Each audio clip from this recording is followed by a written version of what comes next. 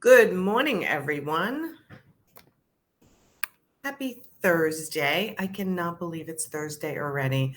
I have a full calendar today, but I wanted to come live this morning and talk about something I see in the group all the time, something I hear from my group clients, my one on one clients, my membership site clients, is this problem of when you don't charge enough. What happens when you are not charging enough for your services? I'm in a ponytail today. I got lazy this morning. What happens, right? Everybody knows what happens when you don't charge enough for your services, but I'm not sure everyone puts together some of the subtle things that go on when you're not charging enough for your services, right? I see it all the time.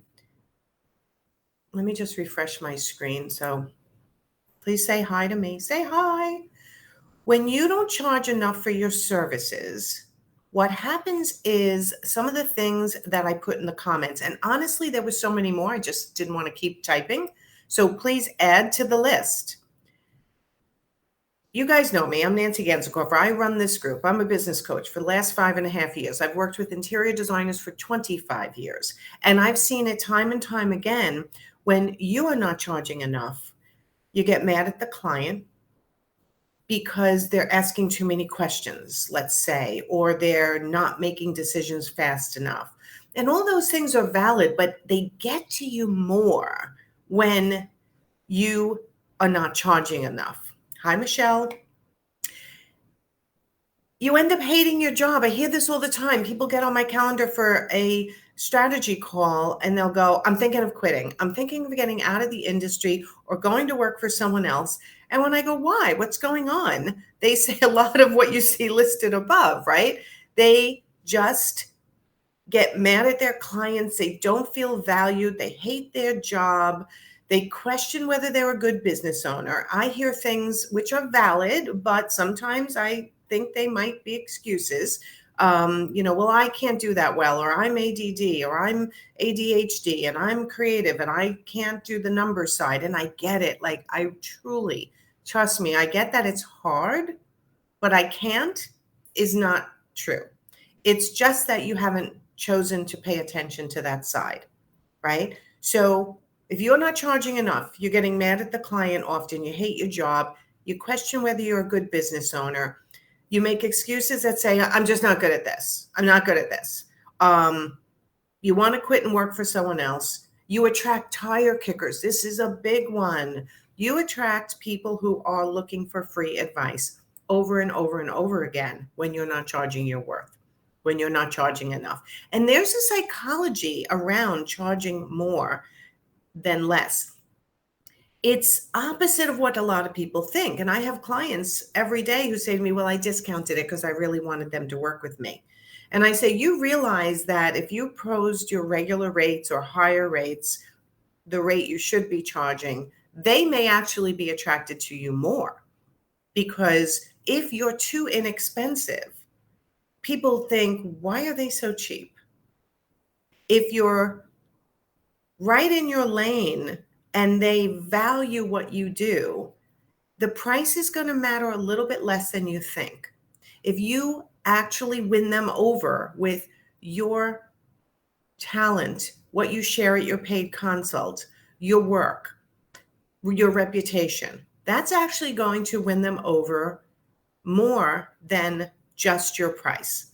I just heard it yesterday from one of my clients. Well, I came in cheaper because I was scared they weren't going to use me unless I came in cheaper.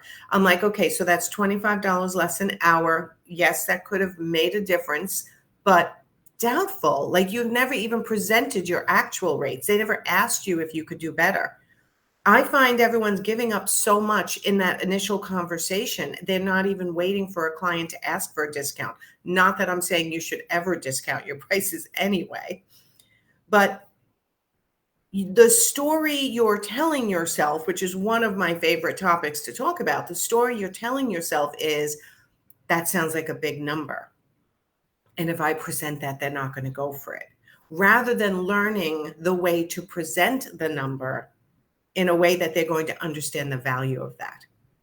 Right? So there's a lot of learning to be done around presenting your value, presenting your worth, presenting your service models that are perfect for the client without just thinking it's all about price, because it truly isn't just all about price most of the time, right? So you end up getting mad at the naysayers in your life because they're saying, you're charging too much or you're charging too little, or what are you doing? You're working so hard and you're not making any money. Trust me, I had them in my life for a very long time. I do not anymore, right? And then you say, well, I'm so busy, and I can't hire help. I don't have enough money to hire help. I don't have enough time to hire help. And I'm like, if you actually charged more, you would run a better business. So there's a balance here. I'm not telling everyone just raise your rates. And I love when I see, well, I don't love when I see in the group, how much do you guys charge for this? How much do you charge for that? And I think that those streams of comments are awesome, right? Because everyone wants to know what everyone else is doing. But be careful not to just adopt someone else's pricing without analyzing whether it's right for you.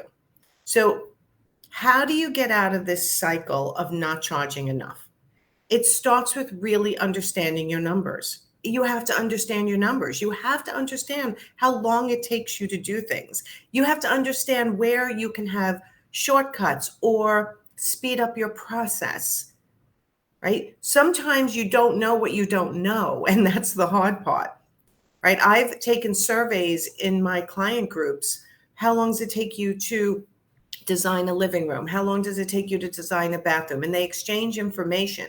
And if someone is really skewed much higher than everyone else, like on average, if it takes people, designers 25 hours to design a living room, another designer will come in saying, well, it only takes me 10. And another designer will say, well, it takes me 50. So what am I doing wrong? First of all, you're not always comparing apples to apples. So we have to make sure that you're comparing the same process, beginning, middle, and end.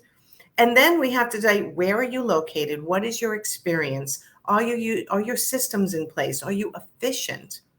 Right? I don't just pull, oh, your pricing should be this out of the air. When I tell somebody, when I help them choose their pricing models and how much they value themselves hourly, which does, sometimes translates to your business model, sometimes it doesn't. But you have to know your numbers. You have to know how long it takes you to do things. You have to know whether your suppliers are giving you 10% off 20, 30, 40, 50 or more. You have to understand how long it takes you to source and how to use your reps properly to help you source. And what is passable to the client and what is not passable to the client by way of hours worked. So when you don't charge enough, all these things happen that I listed above and that I talked about without you always realizing that it's directly related to how much you're charging. So think about if this is happening to you, if you're feeling resentful, if you're feeling angry, if you're feeling overwhelmed. I don't think I put overwhelmed on this list, so we can add that one. When you're not charging enough, you feel overwhelmed all the time. So think about this and understand the first step that I do with everyone who works with me when they are not charging enough is seeing how well they know their numbers. And if they don't, that's okay. That's why they come to me. Then we start digging in. We start digging into the numbers. We take individual jobs. We find out if they were profitable. We take your overall numbers and we talk about them and we teach you how to read them and how to understand them. And then we talk about your rates and your process and your systems. It's complicated, guys. It's not that simple to figure out someone's rates in certain fields, right? And in both the interior design fields and the coaching fields, there's such a disparity between what people charge. So when you think, well, what's the norm? I always laugh when I say, what's the norm? There's freaking no norm. What's the business model everyone's using? How does everybody charge? Everybody charges differently, which is why a cookie cutter program teaching you only one way to charge sometimes may not work for you. It's kind of like only one diet in the world. One diet in the world is not going to work for everybody because it matters how you think, how you operate, how you want your business to present. So just wanted to come live today to say, if you're not charging enough, you may feel a lot of these things. that are happening and never really equate it to the fact that it's because you may not be charging enough. So think about that. I hope that helps someone today. If you are in this situation, you need help, get on my calendar, go to nancyganzacoffer.com, get a business strategy session with me. Often it's one session that people need just to move them forward and get them off the fence and out of this feeling of never being enough and never charging enough and not being really happy with your business. So keep in mind when you feel these feelings, mad at the client, hate your job, say, I can't, I don't know how to, it's not my superpower, right? When you start making excuses, think, could it be because I'm not charging enough? And then dig into that, all right? So you're very welcome. I don't know who's commenting. If you want to click up in the comments, I have this, please follow this link to grant permission to see me, for me to see your comments, and you click on that. That gives BeLive, the system I use, permission to see your name when you comment on my dashboard. Otherwise, all I see is Facebook user. So do me a favor, click that link. You only have to do it once on any of my lives. And then from that point forward, when you comment, I can see your name. So, all right, everyone, go have a great Thursday. I will see you, I won't see you tomorrow probably, but I will see you on Monday again. And don't forget to go follow my YouTube channel. Just go to YouTube, put in my name, follow my YouTube channel, because soon, in about 2 weeks, we are rolling out a big YouTube initiative, and there's going to be a ton of free learning over there. So you're not going to want to miss out on that. All right. Talk to you soon. Bye, everyone.